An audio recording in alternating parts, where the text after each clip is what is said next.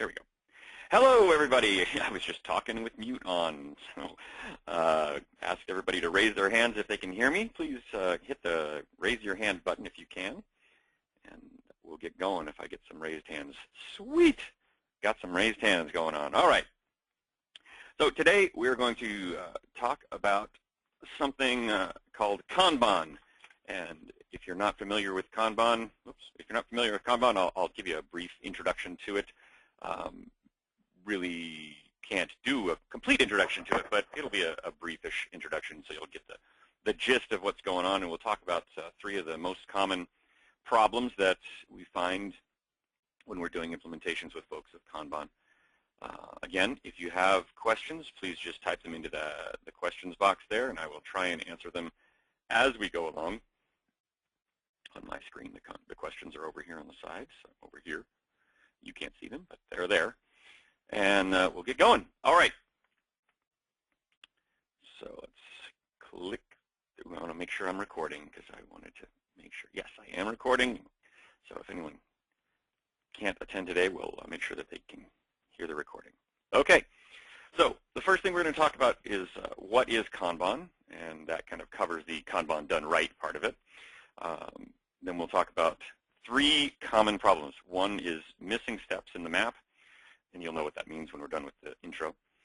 Two is not defining the WIP, and three is that your stories are too big, which is a common problem in almost every actual practice, but we'll talk about it, how that affects Kanban as we go through here today. All right, so what is Kanban? If you could, let's see, I'm going to lower everybody's hands here. Lower them all. And if you could, please raise your hand if you have heard of or are familiar with Kanban. I'm just taking a little straw poll here to find out what people know about Kanban. There's a couple of people that do, a couple of people that don't. Okay, so that's good. That's good. People need to know what this is. Kanban actually is one of the most popular ways of implementing Agile in the market today. Scrum really out of the gate was the big push that everybody went to for implementing Agile. Folks are finding over time now that it works great. Scrum is fantastic. I really like Scrum if you can do it. But Scrum takes a little bit of work. You have to be sure that you have a dedicated team that is truly cross-functional. You have to make sure that you have a dedicated product owner who's really going to be available. You have to be able to estimate how much work you're going to get done within an iteration accurately and complete all of the work in that iteration, the testing, the development, the UI, everything. It's got to be done within your one iteration time frame to make Scrum actually work. You can do it without those things, but you're doing what they call Scrum Butt, which is, kind of a halfway done Scrum. Kanban, on the other hand, is an approach that is evolutionary as opposed to revolutionary, right? If you've implemented Scrum in your organization, or if you've read about implementing Scrum, you've read that you have to jump in with both feet and do the whole thing, right? Kanban is one that says, you know what? It's really disruptive to my organization to try and do something like that. But I still want to get some benefits that we are seeing in Agile. So how can we step into it and not have this huge explosion of change in our organization? Let's have little mini pops of change instead of a giant explosion of change. So what is Kanban? Well, Kanban comes from the lean manufacturing movement. The concept comes from there. And originally, it's what you see here on the right. That's why we have a little manufacturing picture going on here. So say you're this purple-clad worker, and you are attaching these knobs to these little television sets, it looks like.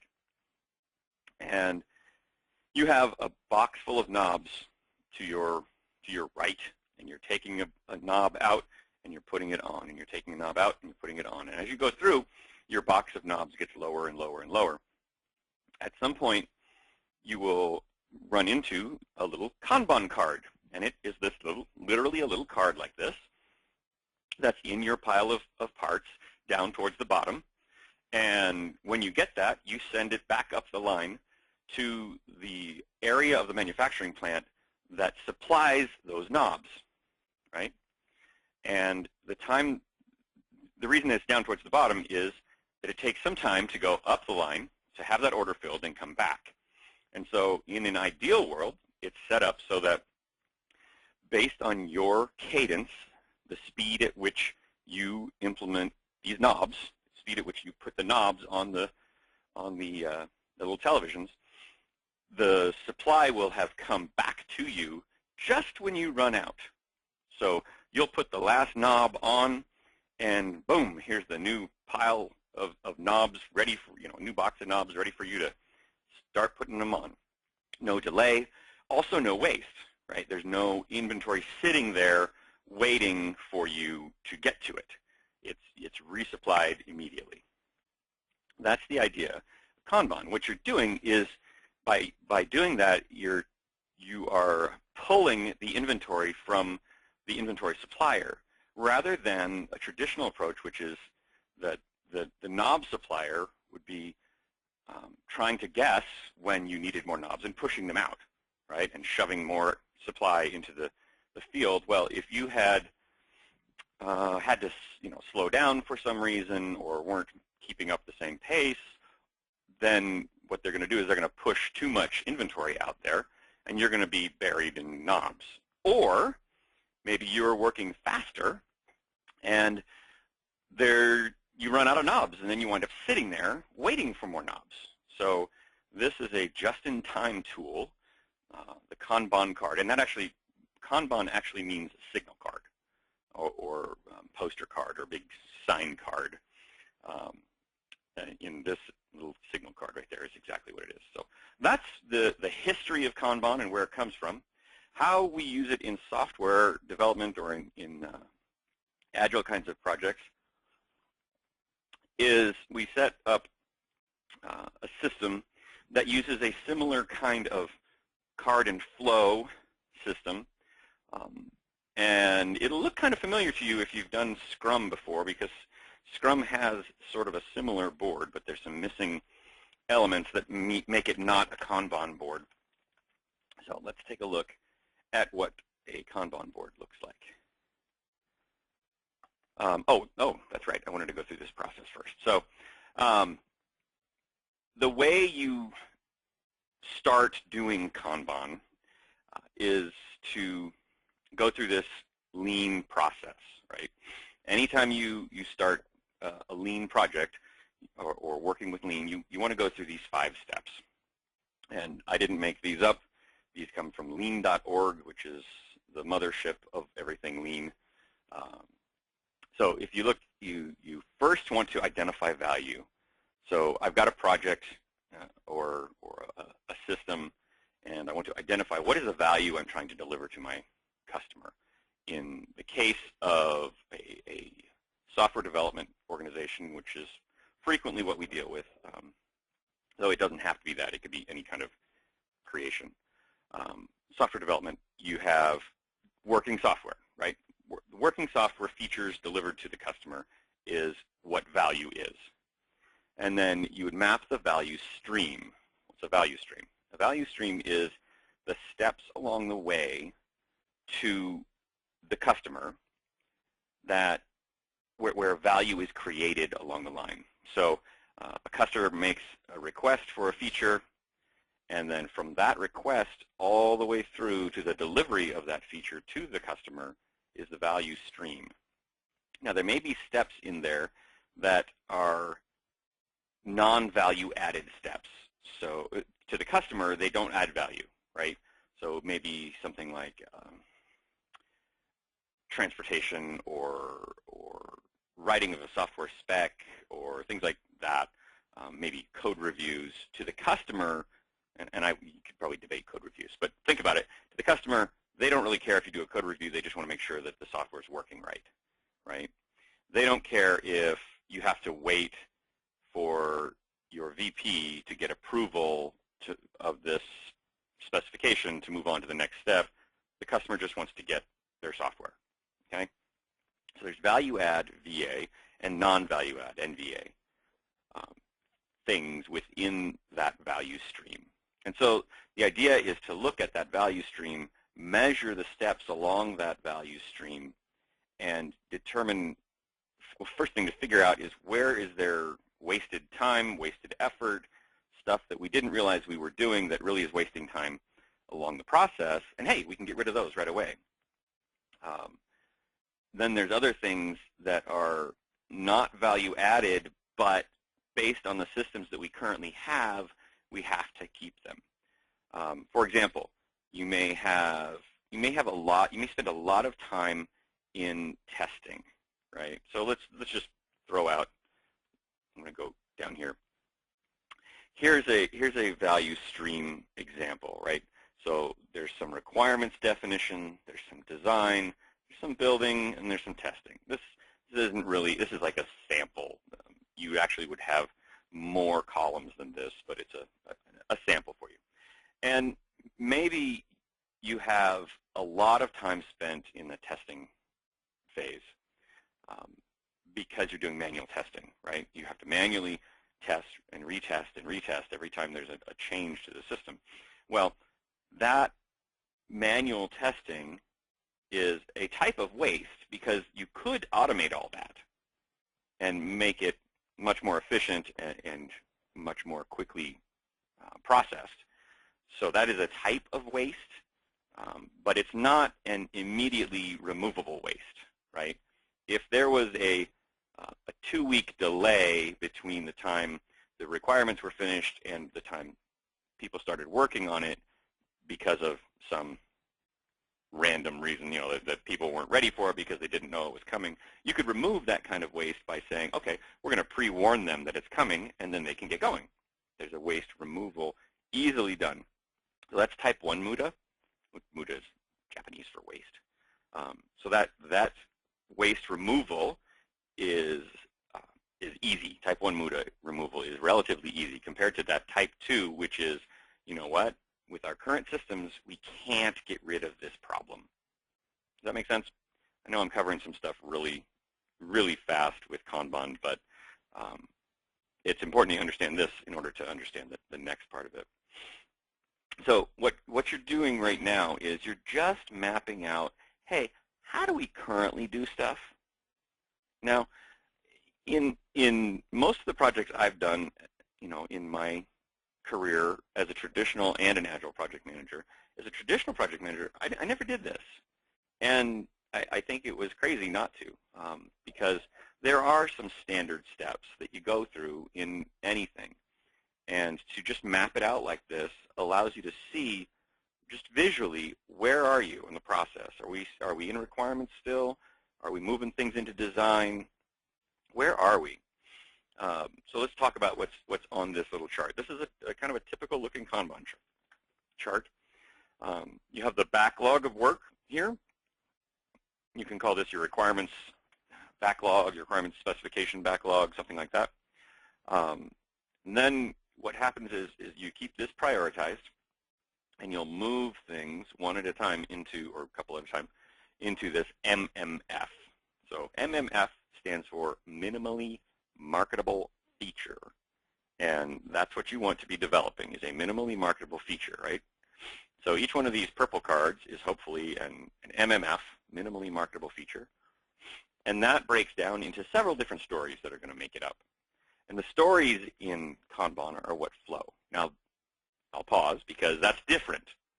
That's different than what you do in Scrum. If you're familiar with Scrum, you know that at the beginning of the sprint, you pull a story in to the sprint, and then you task it out, right? Well, this is different. Kanban does not use iterations. It uses a flow. And so you pull an MMF, a minimally marketable feature, into this starting column, and you break that down into the stories that make it up. So minimally marketable features are probably bigger than your typical Scrum story. They don't have to be, though, so don't get that wrong. You may wind up with an MMF that is itself just one story, and you flow that through. And the reason that you don't break it down into tasks is look at these columns. These columns are what your tasks would be, right? You have some part of requirements definition, some parts of design, something in build, and something in testing, and then you're done. So instead of, and you couldn't flow a task through that. It doesn't make sense. How would I flow the testing task through? Doesn't make any sense. So what you do is you have the stories, and you flow the stories through in process to done, in process to done. And remember how the Kanban card was sent back so that they're pulling inventory in? Well, this is the same thing that happens here. The design people sit here and wait until something moves from the requirements group into the done column, and then they pull it. And then the requirements people are able to finish one and move it over here into done again, and they pull one from here. So it may look like it's pushing this direction, but really what's happening is it's all pulling from the back end. It's all pulling from the customer end. I know this is a lot of information for you, and I apologize for trying to explain Kanban in 15 minutes, but hopefully most of you understand. Some of you understand what it is. If not, you know, I have classes, and I teach this in the classes. We do several exercises with Kanban, and we talk a lot about how it works and making it work, because it's actually one of the better ways to implement Agile. So you're pulling these tasks, or I mean these stories, sorry, from column to column down the line. And then you have up here on the top are the different phases or you know, column, the process groups that you're going through, work groups that you're going through. And these will be different for every organization, right? Not for every project, hopefully, though it may change, but they'll be different for every organization. And what we have here, this little number, is the WIP number. And what is WIP? WIP stands for work in progress. So work in progress. So this one here, in the requirements, we've limited our work in progress to 2, which means there may be, it looks like probably one person in this group, right, in the requirements that's writing the requirements. So they can only have 2 things in progress at any given time, meaning they can only have one thing, either 2 things in progress, 2 things in done, or 1 in each. But you can't have 3 cards in this little section here. And that's a self-imposed criteria, right? So to begin with, you set the numbers kind of high, and as you see bottlenecks start to form, then you start to lower that number down in the bottleneck areas to try and throttle the whole organization to work at the speed of the bottleneck. And that gets into the whole theory of constraints, but read Eliyahu Goldratt's book, The Goal, and that gives a lot of information about the theory of constraints. It's where it comes from. So here, this person has 2 pieces of work that they're limited to. Only when the design people pull one in can these guys now pull another card in. Does that make sense? I hope that makes sense. So you got this requirements person, and if they move this one over here to done, they're waiting.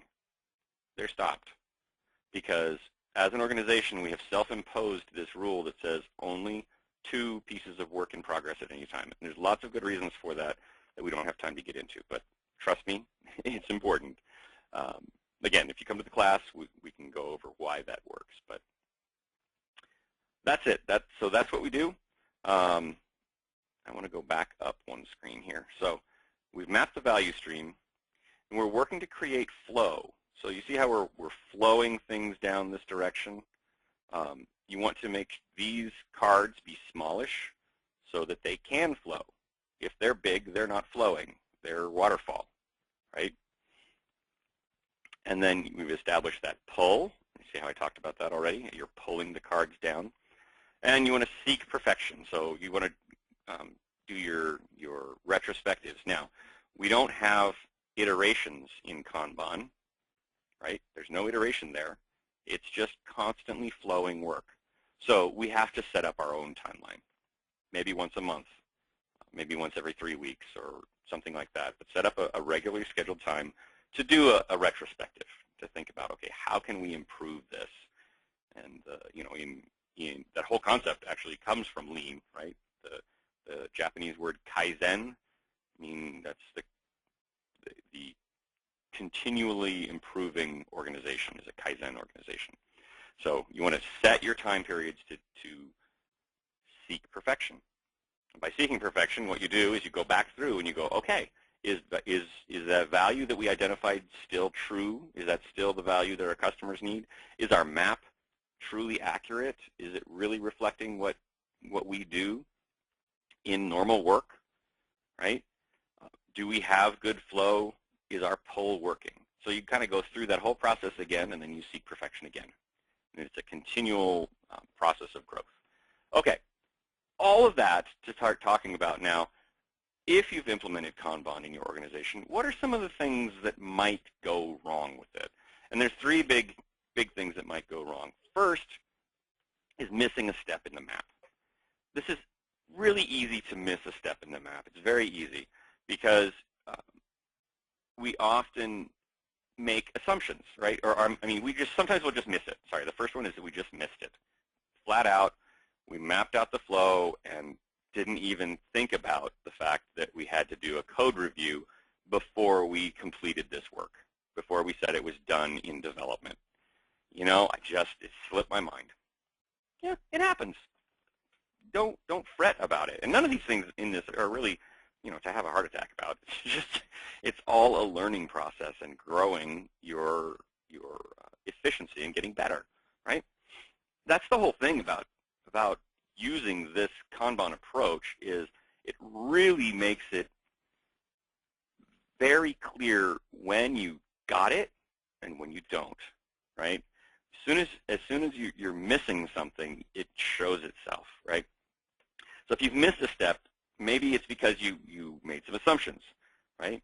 Sometimes people think, oh, that's not important. You know, I just need to get sign-off from my boss, and he usually does that the same day I give it to him. I mean, I just walk into his office, and I get his sign-off, and it's always only just 2 minutes. So I'm not going to put that down as a process step. Pardon me while I take a drink. But those things are important because what happens if your boss is on vacation and you needed that approval? And they forgot to put somebody in charge to get that. See, then you don't see it if you don't have a step for it in the system. So don't think something's not important. Put everything down. It's easier to put it all out there and collapse things down than it is to have too few columns and try and build them back up once you've already started. So put too much down to begin with. The next idea, you know, you would assume that everyone knows that you have to do. Well, of course, everybody knows we have to do a code review. I don't need to put that down. Yeah, you do. You think that something's never a problem, or that doesn't take long, like signatures. So the other thing is, oftentimes when we're first putting Kanban in, if you're anything like me, you like to fix problems. And when you are putting Kanban in, you will see things that you go, oh, of course I can get rid of that. That's a no-brainer. Let's just get rid of it. Let's just fix it right now. Don't try and fix it right now, right? Put it down. Write it down that it's there. That's the current state. You're going to change it over time, but start where you are and don't try and say that it's any different than it is, because trying to fix it before you get going is just going to cause you trouble. I mean, you're going to miss it, and somebody's going to assume you had to do it or something. So put down what you currently really, really do. Really do. All the steps, okay? Each one of those steps is a column with an in progress and done, in progress and done, okay? All right. What does it look like? Well, it'll often look like something stuck in progress, right? Something stuck, I wrote process progress. Something stuck in progress and not moving forward. It's really not stuck in progress. it's just waiting for approval, or it's waiting for testing to complete, or it's waiting for something that should be a column, but you missed putting the column in there, right? You're doing two things in that column, and you didn't have them both there. What will sometimes show up is you'll find at your daily stand-up, and yes, in Kanban we do daily stand-ups. Typically we don't go through the same 3 questions. What we do is look at the Kanban board and say to ourselves, okay, what has not moved? Oh, that story didn't move. Okay, Janet, why didn't that story move? Paul, why didn't that story move? Then that's all we ask. You can have a group of 50 developers working on a Kanban project because, again, it's just mapping what you currently do, right? We're not trying to break you down into Scrum teams and make sure everyone's cross-functional. No, this works in totally siloed kinds of organizations. Helps to break down the silos, though. But lets you keep your current operating system, current functioning way of working. But so you can have really large groups, but you don't ask as many questions. So you just look at the board, there's our problem, move forward. But what happens is oftentimes things will stagnate, right? It's stuck in this particular step, and you need an explanation. Oftentimes that person is done with their work, and they're waiting for something else. And so they start to get defensive about, well, it's not, I'm not stuck. It's not waiting. I just need this. So you'll get a defensive sense from people when they're in that position. And as project leaders, you need to be careful that you're not feeding people and making them feel defensive. You know, make sure that it's an open and caring meeting, an open and caring organization, and saying, hey, that's cool. We just want to make sure we get this right. If there's something else that's happening in this column, let's break it out and make another column for it. Oh, that's awesome. You've just helped us understand our organization better. Actually, we often call this revealing the system to itself, right? There's a system out there that's working, and people don't know what all the flow is within that system. And you're revealing that system to itself, to the people who work in it. So what are some cures to that? Well, there's 2 approaches. You can either avoid the problem or fix the problem. To avoid the problem, the great thing to do is to define exit criteria for each column. Don't go crazy, right? Don't make it all really, really difficult. But if you define those exit criteria for each column, then you'll often find things like those signatures, or that testing needs to be done, or that something else needs to happen before you can say that is done, right? So define those exit criteria and have the culture of honesty, right? So that people feel safe in telling you about something that's different. Again, also for fixing it, that open and honest organizational culture will help you grow and understand the systems that you work in every day. Trying to fix the problem, another question is the 5 whys. Another way to do it is using the 5 whys technique. Now, this is a complicated lean technique, the 5 whys technique. So I'm going to try and explain it to you. Ask why. Okay, that's it. The 5 whys technique really it's not complicated at all. You find a problem. There's a problem here, and you say, so Bob, why is this stuck there? Well, because I need this. Oh, well, why do you need that? Well, because it's not done until the signatures are on it. Oh, well, why isn't it done? Because my boss needs to know where things are that we're working on, and he needs to double check that we've done the documentation correctly. Oh, well, why does he need to double check that? Because he wants to make sure that it's all done and we've got the documentation correct. Oh, okay. So you've asked why several times. You don't really ask why 5 times. You ask it as many times as you need to get to the root cause of what's stopping something.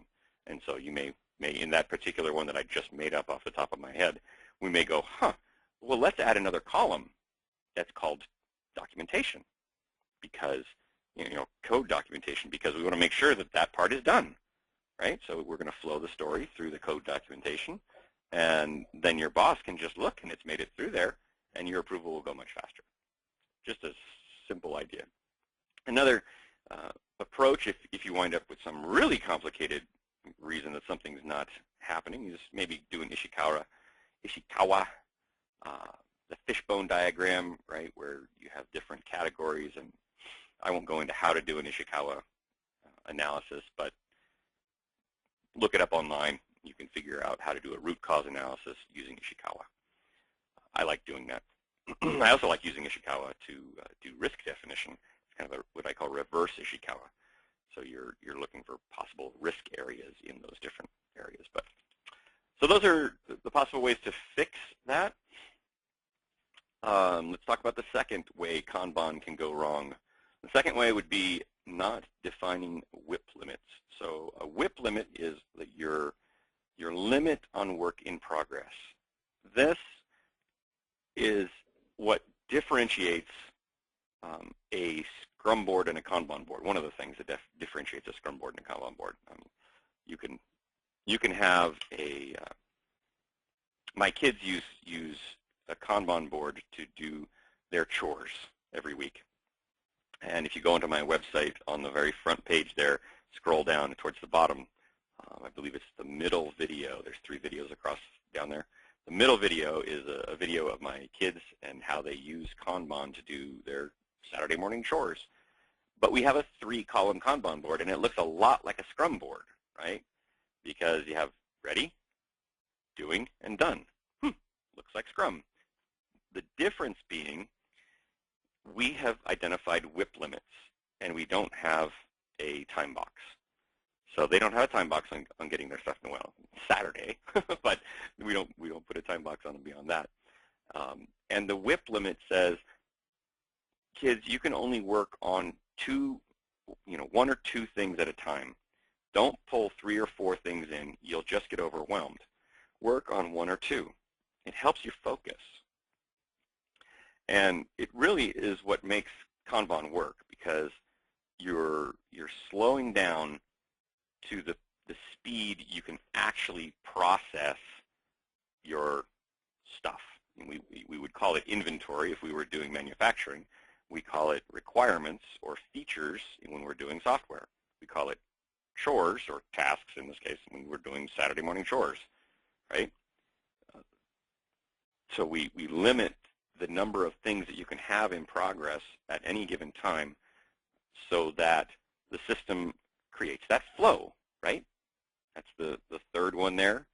You define value, you map the system, establish flow, right? So that helps the system flow. And the other reason that you want to have, or the other thing is it's difficult to institute it later. That's my opinion. Other people would say to wait, and yeah, I don't know. We might look at that, but let's take a look at it. What are the symptoms of this? Well, a lot of times if you aren't limiting your WIP, then people are going to say, well, Kanban doesn't work.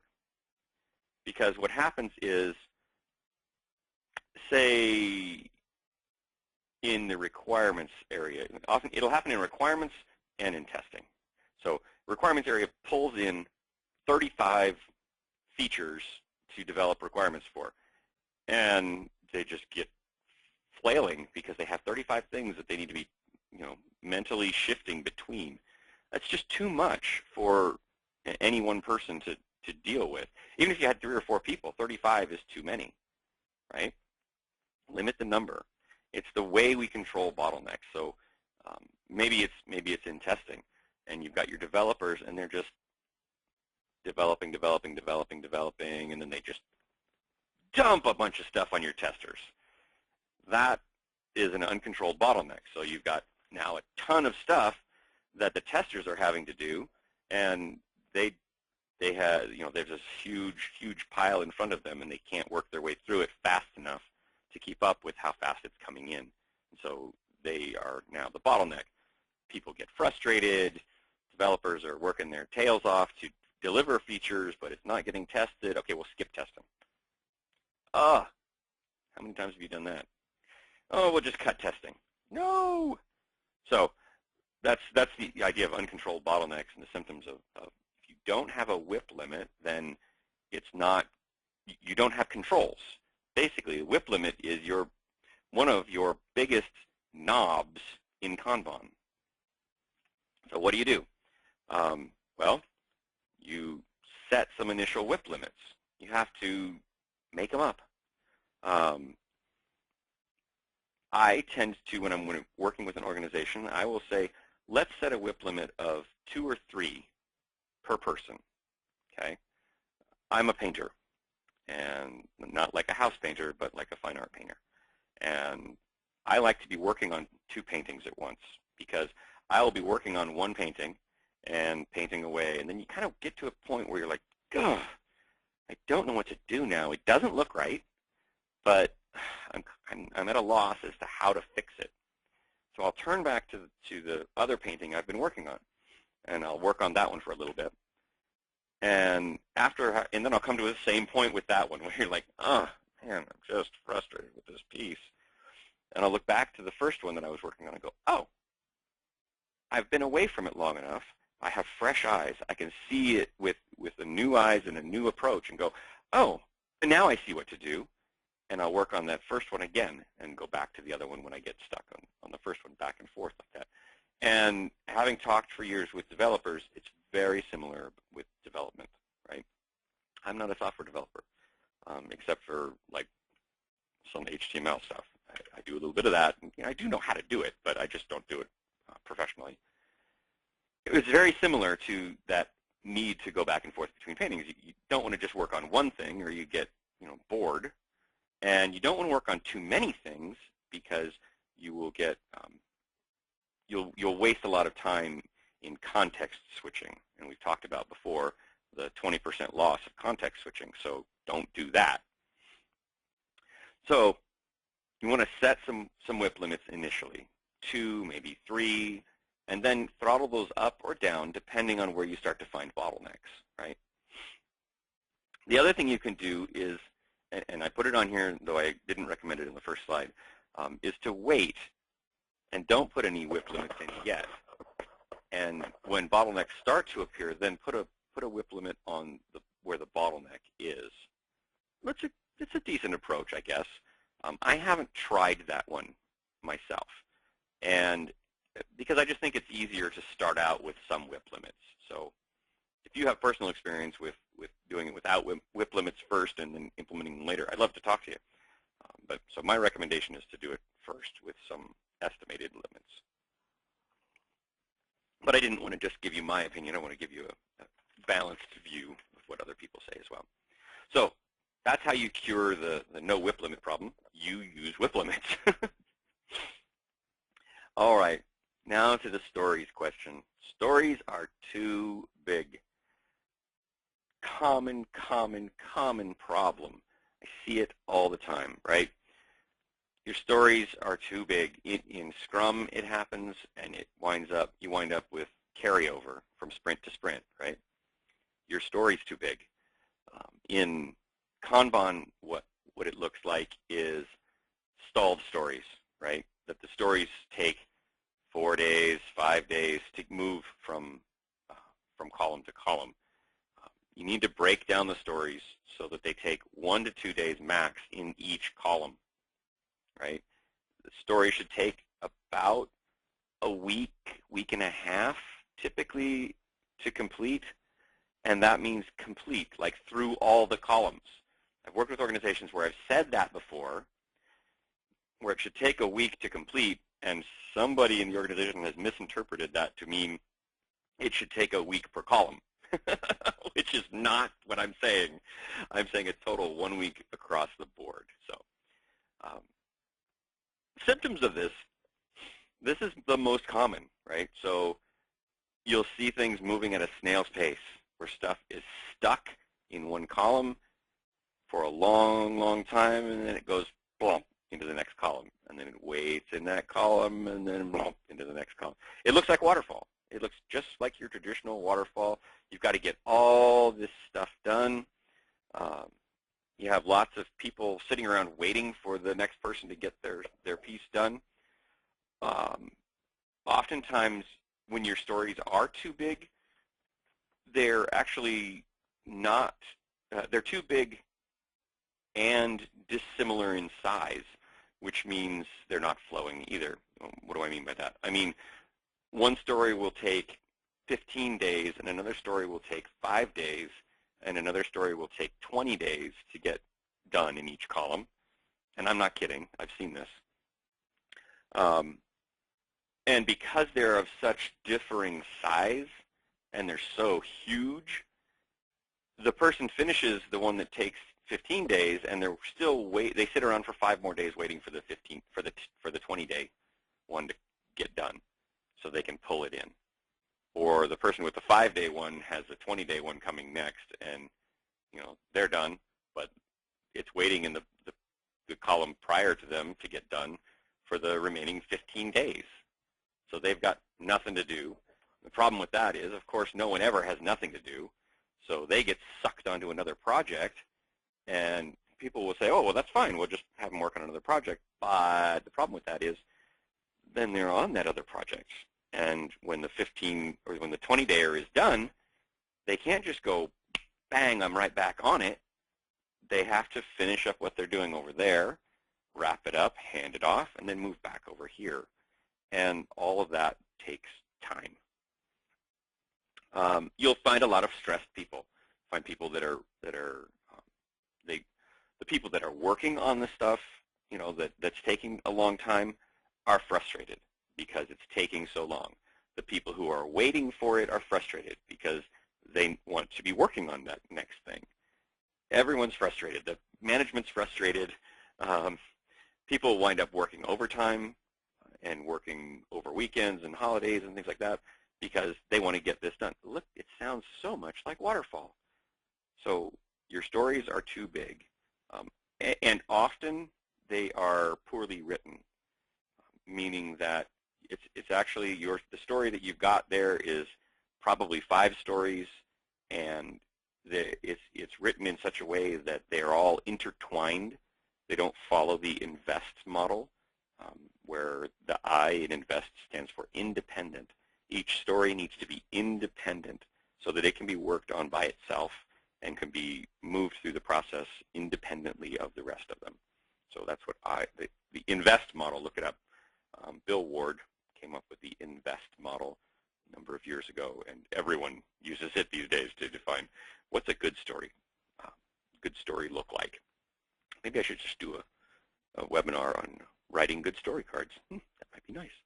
Let me know if you'd like to see that. All right, so those are the symptoms. What do you do? One of the best things you can do is story time. So I call it story time. And story time is where you take a block of time, probably an hour, in the morning, every day, or maybe Monday, Wednesday, and Friday. But I prefer to see it every day because then it's got a rhythm to it, right? Monday, Wednesday, Friday, or Tuesday, Thursday, it kind of jars people because, oh, oh, no, it's not. And people begin to resent the days that they have to go to it more if it's on an on and off basis, where if it's a continued half hour every day, people just go, oh, it's time for story time. And what story time is a time when you take a story that's in your backlog and you discuss it as a team. So you have your product owner there, and yes, in Kanban we have product owners, just like any other approach. You still have to have somebody who's the owner of the product. For the product owner, maybe you have your BAs, you have people who understand what is required, and you have the whole team. So you need to have everybody there. See that next bullet point, involve everyone, because it may be that it's a a one-day story or two-day story in each column, except that one column where the person that represents it is not there, and then you're in trouble because that one person should be they'll get it, and it takes them 2 weeks to get through it because whatever it is very complicated from their perspective, right? The requirement may be really easy to write. The design from an architecture perspective is very simple. From a coding perspective, it's hard as nails. You just can't get through this. Or maybe even the coding is easy, but testing of it is really convoluted because we don't understand how something worked in it or something. So just trust me, get everyone there. Another way to do it would be to get some outside help. I've gone into organizations and helped them rip apart their stories and figure out better ways of creating a backlog, better ways of decomposing them so that they actually work in a flow like this. They have to be small enough to flow.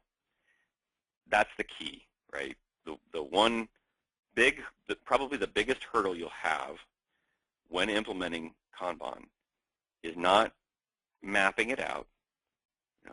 It's not going to be setting your WIP limits. It's going to be this. It's going to be that things are so big because we're used to traditional projects. We're used to not having flow. We're used to doing everything in chunks. A big chunk, and then we hand that off.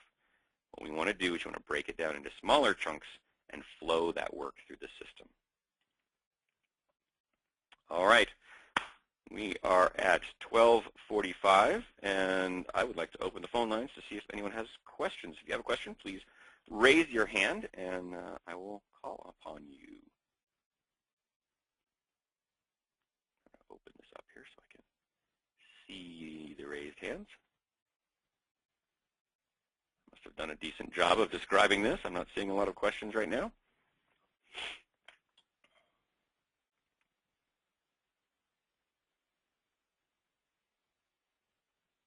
I have a question here.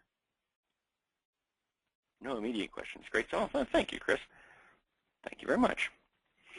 All right. Well, with that, I think I'll let you know about the classes I have coming up if you are anywhere in the world. I have classes coming up in, am I going to do one on developing stories? I got a question about doing a seminar on doing stories. Yeah, why don't I do that? Maybe I'll do that next. Should I do that next month? Anybody that wants me to do that next month, raise your hand.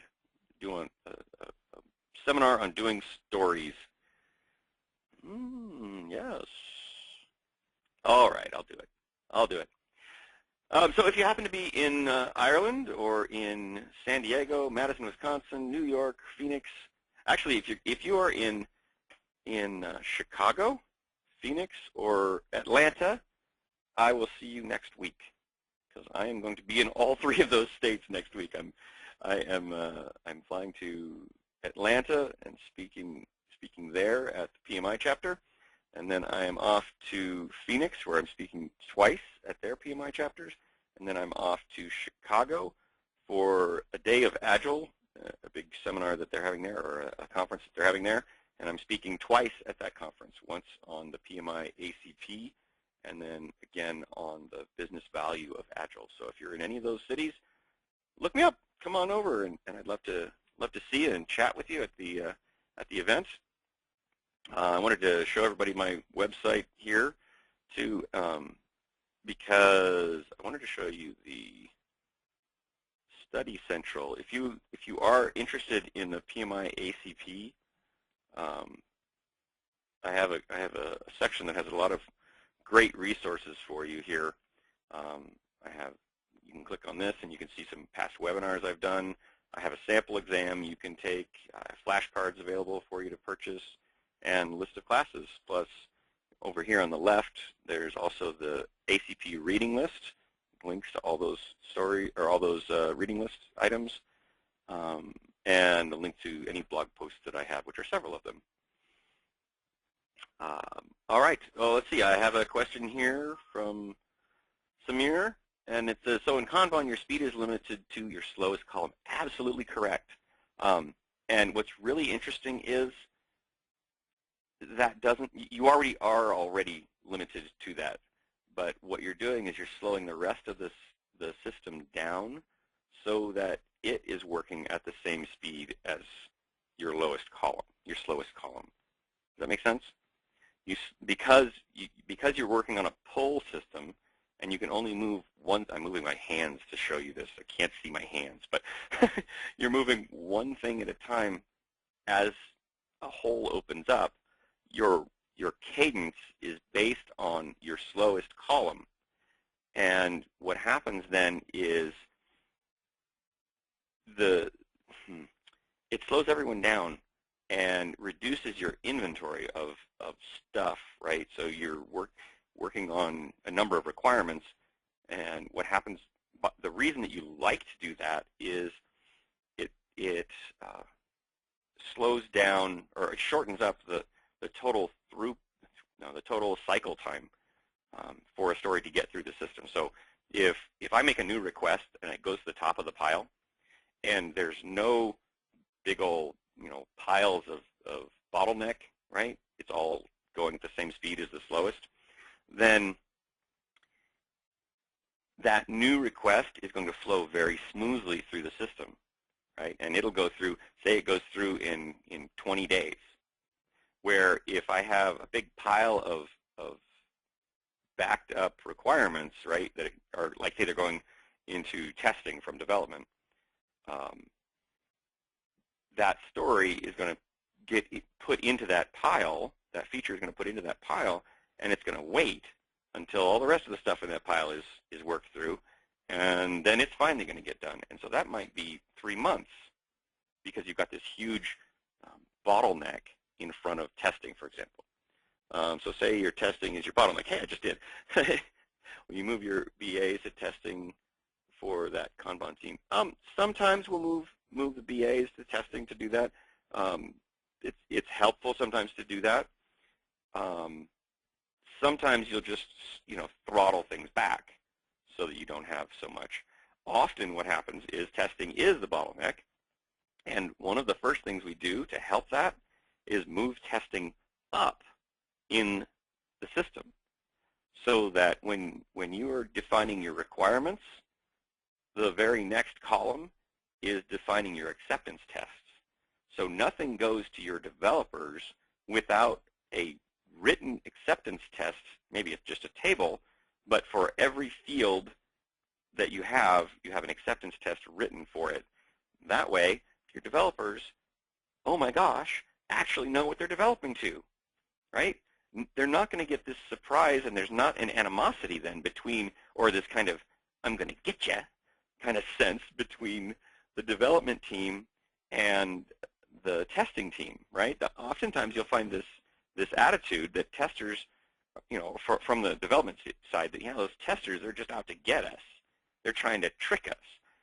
And if you move it up so that all of those requirements, or all those acceptance tests are defined before it goes into development, developers know exactly what you're going to test. And so that also helps when you start automating tests, because then you have your automation that you build as they're doing development. But if you're not doing automation, it still is very useful to do. So that's one of the ways that you would increase the speed of doing your testing. And it may be your BAs that help write those acceptance test criteria, or those fields. Let's see. Some questions here about the PMI ACP. Which ones are out there, and how do you decide which certification to go for? Yeah. So I actually wrote an article for Tech Target, and see if I can find it. I bet.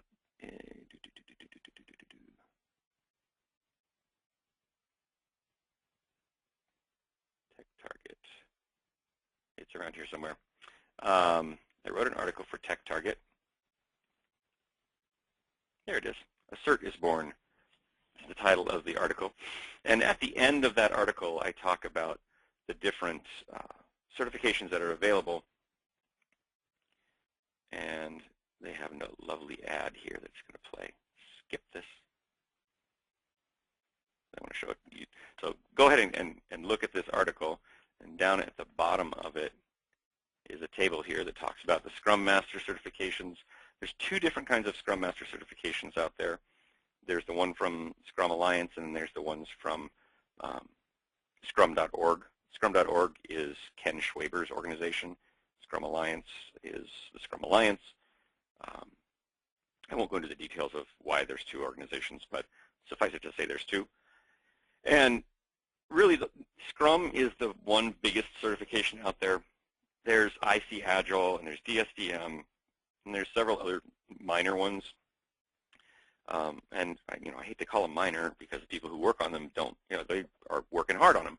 But really, they're not the big ones. They're not the ones that everyone is looking at and requesting on job interviews and job postings. So if you are working with an organization, I said in this article, if you're working with an organization that is only doing Scrum, and you anticipate always just working in an organization that's doing Scrum, go down the Scrum road. Really, I mean, it's a great certification. If, on the other hand, you are looking at organizations that, enterprise-type organizations where Scrum doesn't always work, or you're looking at, organizations that are trying to implement Agile and are being creative or are actually being progressive in their approach to it, you'll want to look at the PMI ACP. Like you see on this chart, the CSM doesn't require any experience. Neither does the Scrum Master PSM, Professional Scrum Master 1 and 2. The Scrum Master CSM is really an interesting animal because so many organizations ask for a certified Scrum Master, and yet all you have to do to get the CSM is take a 2-day class and take a no-fail test. Some of the better certified Scrum trainers, CSTs, the people who actually give the Scrum classes, will have a pass-fail, and they'll actually set a failing criteria. But according to the Scrum Alliance, and according to the Scrum Alliance, you do not fail that test. There's no fail. And the point of the CSM is not to certify that people know Scrum or are experienced with Scrum. It's to say, learn Scrum and spread the word about Scrum. So to that end, even the test is just one more way that they want to spread the word about Scrum, right? So they don't want you to have a failure on it, so they want to give you the option. They want to give you the ability to pass it at all chances. So, but it's still a good certification. Don't get me wrong. If I was just getting started in Agile and didn't have any experience at all, yeah, I'm going to go for the CSM because all I have to do is take a class. If you have the 2,000 hours, personally, I would go for the CSP. And I don't say that just because I teach the classes and I happen to be the co-chair of the PMI content support team for the ACP test, but it sounds biased, but really, I would go for the ACP because of the breadth. I mean, the reason I am working with PMI and in those positions is because I do believe in it, not the other way around. It really is a test that tests you in a breadth of approaches, right? It tests you not only in Scrum, but also in Kanban, XP, DSDM, and Lean. So you really have to know more technologies, approaches to Agile in order to pass the ACP test than you do to pass the Scrum test. The CSP test is sort of an equivalent to, CSP is equivalent to the ACP, but it only covers Scrum.